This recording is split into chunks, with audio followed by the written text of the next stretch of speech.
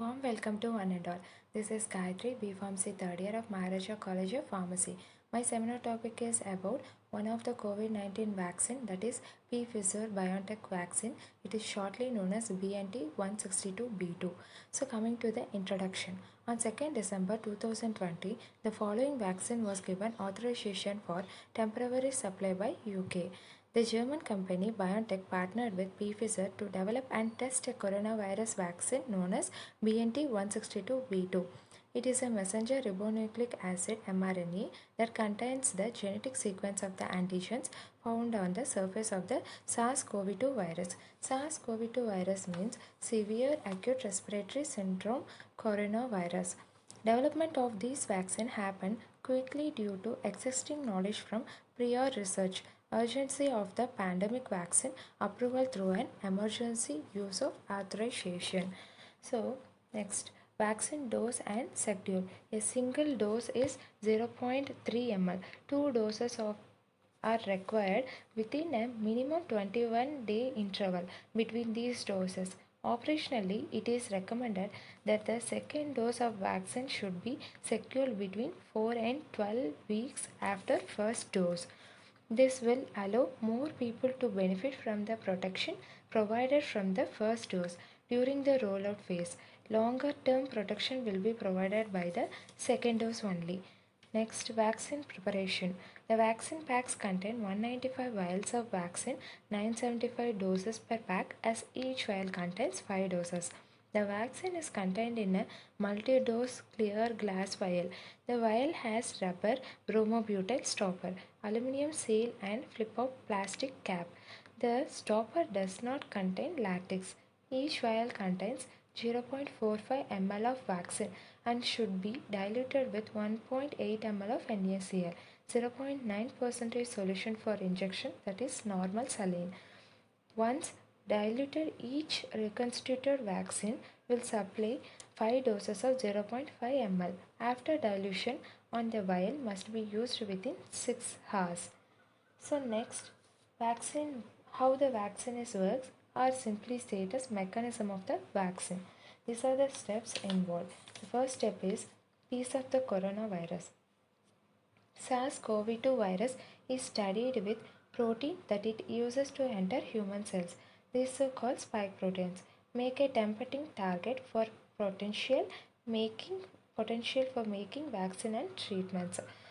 Next, this first diagram represent the structure of spike protein, that is inside it have a spike gene and outside it have spikes. So second step, mRNA inside an oily cell. So inside the mRNA it have a lipid in nature made up of nanoproteins. Vaccine uses messenger RNA genetic material that our cells ready to make proteins. The molecule is called mRNA. It is a short, fragile and would be chopped to pieces by our natural enzyme. If it were directly injected into the body, it protect their vaccine. Pfizer and BioNTech wrap the mRNA in oily bubbles made up of lipid nanoparticles. mRNA particles quickly fall apart at room temperature. And the third step is entering a cell. How it enters into the cell. After injection, the vaccine particles bump into the cells and fuse them, releasing mRNA. Cell molecules ready its sequence and build spike proteins. mRNA from the vaccine is destroyed by the cell. It permanently leaves from that place. Some of the spike proteins from spike that migrate to the surface of the cell and stick out their tips. The vaccinated cells also break up some of the proteins into fragments which they present on their surface. These protruding spike and spike protein fragments can be recognized by the immune system. And the next step is spotting the intruder. When vaccinated cells dies, the debris will contain many spike protein and protein fragment which can take up by the type of immune cell called an antigen presenting cell. The cell presents fragments of the spike protein on its surface when others are called T helper cells. It detects the fragments. T helper cells helps other immune cells to fight the infection. And the next step is making antibodies. Other immune cells called B cells may bump into the coronavirus spikes on the surface of vaccinated cells or free floating spike proteins fragments. A few of the B cells may be able to lock onto the spike proteins. If these B cells are then activated by T helper cells, they will start to proliferate and pour out antibodies that target the spike protein. And the next step is how it's stopping the virus. The antibody can latch onto coronavirus spikes, mark the virus for destruction, and prevent infection by blocking the spikes from attaching to other cells, killing infected cells. Antigen presenting cell can also activate another type of immune cells called killer T cells to seek out and destroy any coronavirus infected cell that display the spike protein fragments on their surface. And next, coming to the adverse drug reaction. These are the following reactions were reported by the vaccine clinical trial participants. First, local reactions are over 80% reported pain at the injection site, redness and swelling was also commonly reported. And systemic reaction.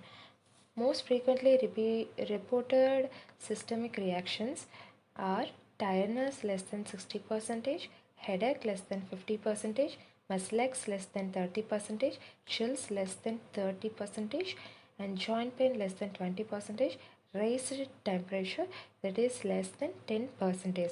These symptoms were usually mild or moderate in intensity and resolved within a few days. After vaccination, medicines such as paracetamol can be given for the patient or fever if required. And next, coming to the storage. So, Food and Drug Administration FDA undiluted frozen vials of the Pfizer BioNTech coronavirus can be transported and stored at minus 25 degrees Celsius to minus 15 degrees Celsius, that is minus 13 degree Fahrenheit to 5 degree Fahrenheit. Temperature commonly found in pharmaceutical freezers for a period up to 2 weeks. Previously, undiluted vials stored in ultra low temperature freezer between minus 80 degrees centigrade to minus 60 degrees centigrade, that is minus 112 degree Fahrenheit to minus 76 degree Fahrenheit. So next, safety. How the this vaccine safety from this. So vaccine recipients had local reaction, pain, erythema, swelling, systemic reactions, example fever, headache, myalgias at higher rates than placebo recipients with more reaction following second dose. So next, efficacy. The vaccine showed protection 7 days after second dose. 95% of efficacy is observed. So next, conclusion. 2 doses of any mRNA based vaccine were safe over a median of 2 months and provided 95% protection against symptomatic COVID-19 in persons 16 years of age or older. So, we requested vaccinate. Everyone should vaccinate as soon as possible to avoid the disease. Thank you.